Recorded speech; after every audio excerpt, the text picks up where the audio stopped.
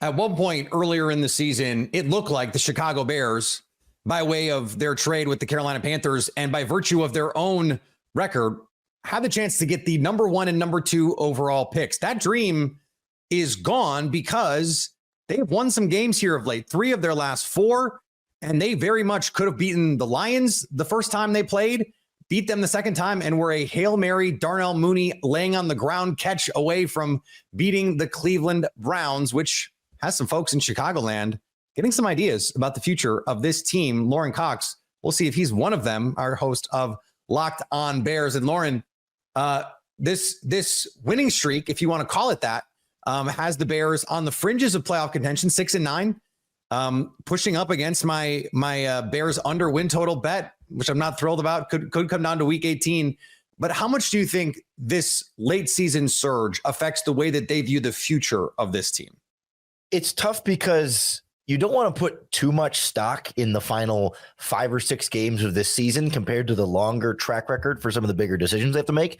But at the same time, like when they're such a young team that's still kind of growing and kind of finding their way through the NFL, all of a sudden these last few games matter a lot more than the previous couple of seasons of games. When you're talking about evaluating whether Matt Eberflus should return as the head coach or not, we saw how bad this team was last season and to start the season, but some of that was expected and it was all about growth. And now we're seeing that growth. And same thing with Justin Fields, right? There's obviously been a lot of bad Justin Fields play, but ever since these last like 6 or so games, got back from an injury, he's playing better and better too. And it's this really difficult spot of like, okay, what you've seen lately is really good, but what we saw before that, not as much. So which can you put more stock into, the bigger sample size or the more recent one that might be a little bit more predictive of what's in the future?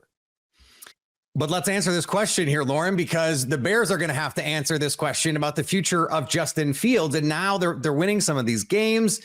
There's some flashes, I would say, but we're still talking about a performance against the Cardinals, 15 of 27 for $170 with a touchdown and an interception. Of course, 9 for 97 on the ground as well. And we can't forget that part of it when it comes to Justin Fields.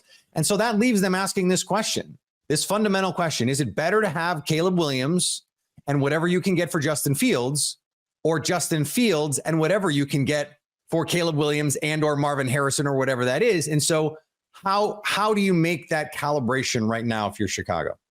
To me, it's the most fascinating decision that any team will have to make this offseason. Like that question right there. And I think where it starts with the Bears is first, who's your head coach going to be in 2024? Like, yeah. Is it Matt Eberflus? And then does he want to run it back with Justin Fields? Or is it a new head coach who wants to go get their own quarterback, or maybe a new head coach who really believes in Justin Fields? Like that's ultimately where it starts first, and why it's really impossible to predict at this stage, because certainly the general manager, Ryan Poles, is not going to make that quarterback decision unilaterally without the head coach's influence on there. But to your point, and to kind of answer your question, like even as the Bears have won these games, like you can still see the flaws within them, right? Like they should have really beaten up on a bad Arizona Cardinals defense, and they couldn't. And it was a 1-possession game again in the fourth quarter. And against the Cleveland Browns, like they should have been able to win that game, but they can't. And they've been too close against the Lions a couple times, and certainly almost blew it against the Vikings at the end. Like even when they show progress, like there's still these underlying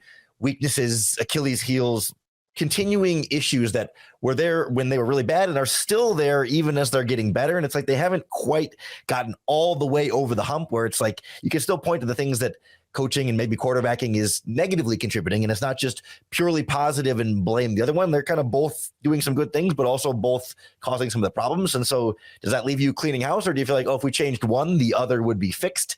I have a feeling it's going to be kind of a fresh slate.